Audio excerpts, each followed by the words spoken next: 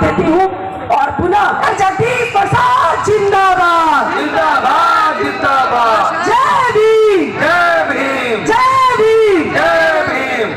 पिछड़ों के मसीहा जो पूर्व के आईएएस हैं सुरेश जी इसलिए आया, उन्होंने कहा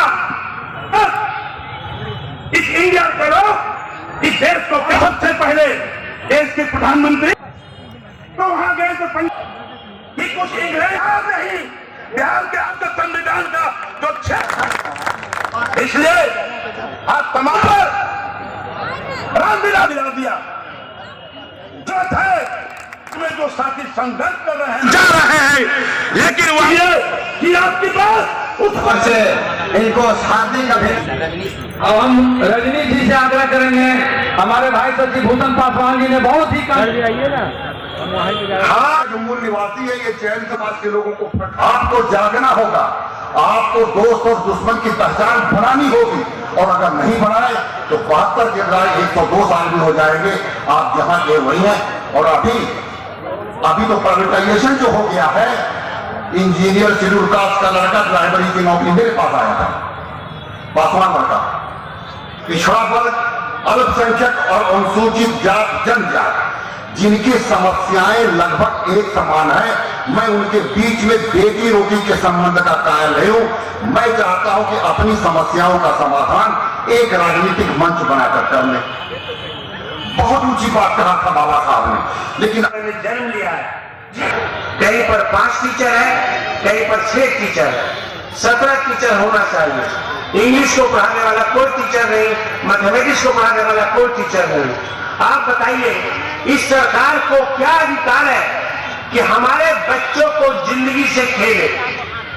हमारे बच्चों को कहा कि अपने बच्चों को आवासीय स्कूल में भेजो, हम पढ़ाएंगे, और वहां क्या हो रहा है, वहां मास्टर ही नहीं है, वहां कोई मास्टर नहीं।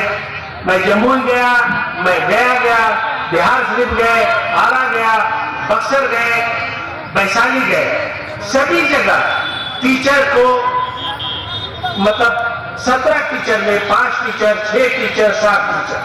क्योंकि आप ये बताइए टीचर के नेतृत्व में पूरे देश की संपत्ति को प्राइवेट ना करें, क्योंकि उससे जो आमदनी होगा वो हमारे गरीब लोगों के काम आएगा।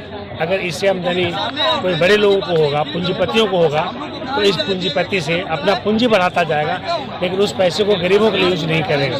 तो आप उस हमारे देश के संपत्ति को ना बेचें। दूसरा है कि देश को सेंसिटिव, संविधान को ऑटोनोमस जो है बॉडी को रहने दें, उसकी ऑटोनोमी आप मत लें। जिस तरह से CIC, central information centre, Indian central centre, ये सबका इलेक्शन कमीशन, ये सबको आपने स्वतः को ऑटोनोमी को ख़त्म कर दिया। ये असंवैधानिक है। वो देखिए आप छोटी सी अपने पसंद के कारण ऐसा करके एक असंवैधानिक काम कर रहे हैं। और लेटरल एंट्री ना ले। हमारे लोग हमारे देश में अच्छे IAS हैं, IPS हैं, सब लोग पढ़े लिखे हैं, उनको आप दीजिए ना चलाने के लिए। बड़े बड़े कंपनियां अच्छे से चलाएंगे, उन्होंने जमीन देखा। तो भारत सरकार ने, जिनकी भी सरकार है, मैं उनसे कहना चाहूँगा कि संविधान के साथ ना छेड़छाड़ करें और न देश के निजी संपत्ति को बेचें, देश की संपत्ति को निजी लोगों के हाथ में बेचें। दूसरा चीज़ मैं बिहार सरकार से कहना चाहता हूँ कि गरीब ने क्या गलती किया कि गरीब के बच्चों को आपने मास्टर नहीं रखा पढ़ने के लिए। अगर आपने आवासीय स्कूल बनाया है, आपका कर्तव्य बनता है कि आप अच्छे शिक्षक को रखें और अच्छे से उसको पढ़ाएं, ताकि गरीबी उसकी दूर हो सके।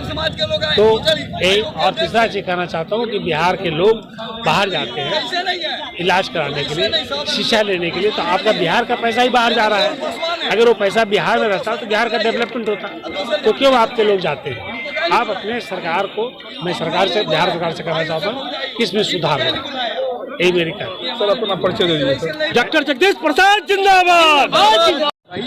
हार्ट सर्जन हूँ और मैं भारत सरकार में कॉलेज का प्रिंसिपल रह चुका हूँ, कॉलेज का डायरेक्टर रहा हूँ और भारत सरकार में director general of health service रह चुका हूँ। संविधान में मैंने तो अपने आधी आबादी महिलाओं की बात रखी कि हर वर्ग की महिलाओं को समुचित और समानता के अधिकार के लिए जो बाबा साहब लड़े हैं उनको वो हक मिलना चाहिए। अगर शेड्यूल कास्ट या पिछड़े की या अत्यंत पिछड़ा वर्ग की या समान वर्ग की बात होती है तो महिलाओं को समानता मिलनी चाहिए। इसकी लड़ाई मैं शुरू से लड़ रही हूँ और लड़ती रहूंगी। और बाबा साहब ने जो हमें अधिकार दिया समता का और हमें रोटी कपड़ा मकान और सम्मान पाने का, वो समाज के सबसे अंतिम पायदान के लोगों तक पहुँचनी चाहिए। यही हमारी लड़ाई।